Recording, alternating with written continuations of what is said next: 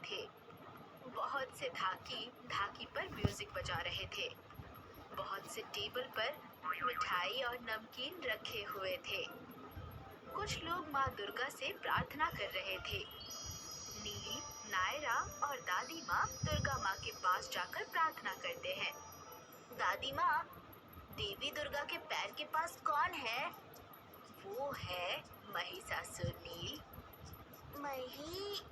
महिषासुर? आपने क्या कहा दादी माँ? महिषासुर नायरा, वो एक असुर था। देवी दुर्गा ने उसे हरा दिया था। असुर? असुर कौन होता है दादी? नील, असुर वो होता है जो बिल्कुल राक्षस की तरह होता है। माँ दुर्गा ने उसे हरा दिया, इसलिए उन्हें महिषासुर मर्दिनी के नाम से भी जाना जाता है। ओह, दादी माँ, आप कुछ और बताएंगी उस बारे में? और माँ दुर्गा ने उसे कैसे हराया था? बिल्कुल नील, मैं कहानी बताती हूँ। पहले हम बुक एग्जीबिशन पर चलते हैं, जो कि यहाँ ऑर्गेनाइज किया गया है। हो सकता है हमें बुक भी मिल जाए। ओह हाँ दादी माँ, मुझे स्टोरी बुक्स बहुत पसंद है। उसमें बहुत सुंदर सुंदर पिक्चर्स भी होते हैं। चलो चलते हैं। दादी माँ, ये वही बुक है जिसे आप ढूंढ रही थी? ओह हाँ नील, ये वही बुक है। चलो इसे खरीद लेते हैं और फिर मैं इसमें से एक कहानी सुनाऊंगी घर पहुंचने के बाद। ठीक है दादी माँ। दादी माँ, घर जाने से पहले हम कुछ मिठाइयाँ खा सकते हैं, जैसे कि हम कल खा रहे थे? नायरा, क्या कल हम काफी मिठाइयाँ नहीं खा चुके? प्लीज दादी माँ, ये त्योहार का समय है ना? नायरा को तो बस मिठाई खाने की वजह चाहिए। क्यों नील, तुम्हें नहीं चाहिए क्या? मैं भी खाऊंगा, मुझे भी मिठाई पसंद है। हम लड्डू खा सकते हैं क्या? दादी माँ, नायरा तो पहले से ही सो गई है।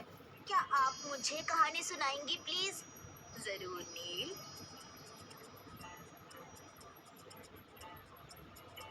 ये क्या है दादी? ये कोई जानवर है या फिर इंसान है?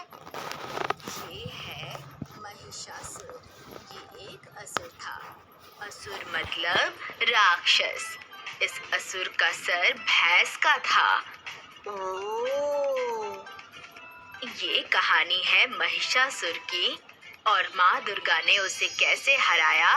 ये माइथोलॉजिकल कहानियाँ हैं। माइथोलॉजिकल कहानियाँ मान्यताओं पर आधारित होती हैं और कभी-कभी ये दूसरी कहानियों से अलग लगती हैं। एक समय की बात है। ये माना जाता है कि एक असुर था जिसका नाम था महिषासुर। महिष मतलब भैंस। उसके पिता रंभा असुरों के राजा थे। उसे एक भैंस से प्यार हो गया और उससे शादी कर ली। उनका बेटा था महिषासुर, क्योंकि उसका सर भैंस के जैसा था और शरीर इंसान के जैसा। उस समय देव और असुर एक दूसरे के दुश्मन हुआ करते थे और बहुत सी लड़ाइयाँ उनके बीच होती थी और देव और असुर दोनों के पास सुपर पावर्स होते थे। देव ज्यादा मजबूत थे और ज्यादातर लड़ाई वो जीत जाते थे। जब महिषासुर बड़ा हुआ तो वो इस बात पर बहुत गुस्सा हुआ। वो इतना बलवान होना चाहता था ताकि वो देवों को हरा सके। उन दिनों ऐसा माना जाता था कि जब आप व्रत रखते हैं और पूजा करते हैं तो आपकी सारी इच्छाएं पूरी होती हैं। तो महिषासुर ने व्रत किया और भगवान ब्रह्मा से प्रार्थना की। भगवान ब्रह्मा को इस संसार का रचयिता माना जाता है, तो वो इस बात के लिए निश्चिंत हो गया कि भगवान ब्रह्मा उसे बलवान बनाएंगे। बहुत दिनों की पूजा और व्रत रखने के बाद भगवान ब्रह्मा महिषासुर के सामने आए। भगवान ब्रह्मा ने उससे पूछा कि वो क्या चाहता है। मैं तुम्हारी तपस्या और तुम्हारी प्रार्थना से बहुत खुश हूँ। तुम मुझसे क्या चाहते हो?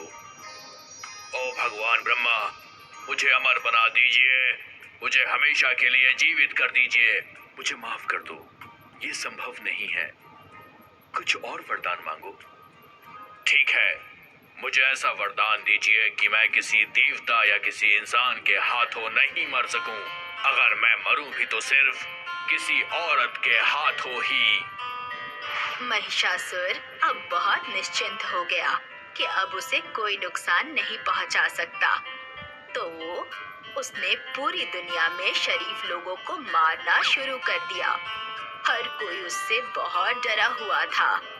फिर एक दिन वो अमरावती पर अटैक करने के बारे में सोच रहा था। अमरावती भगवान इंद्र का साम्राज्य था। भगवान इंद्र देवों के राजा थे।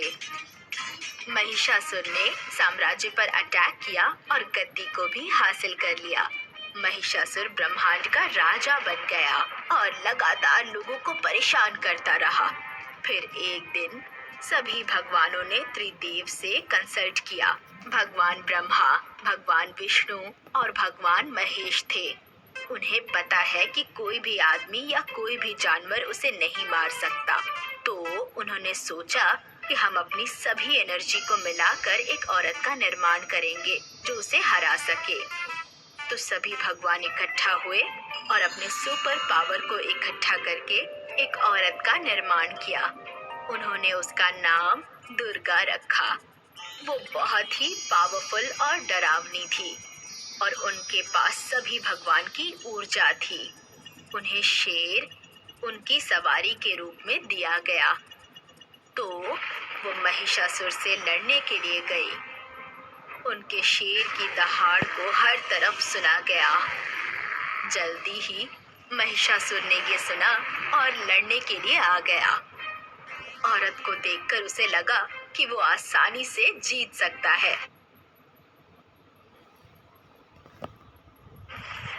लेकिन वो गलत था।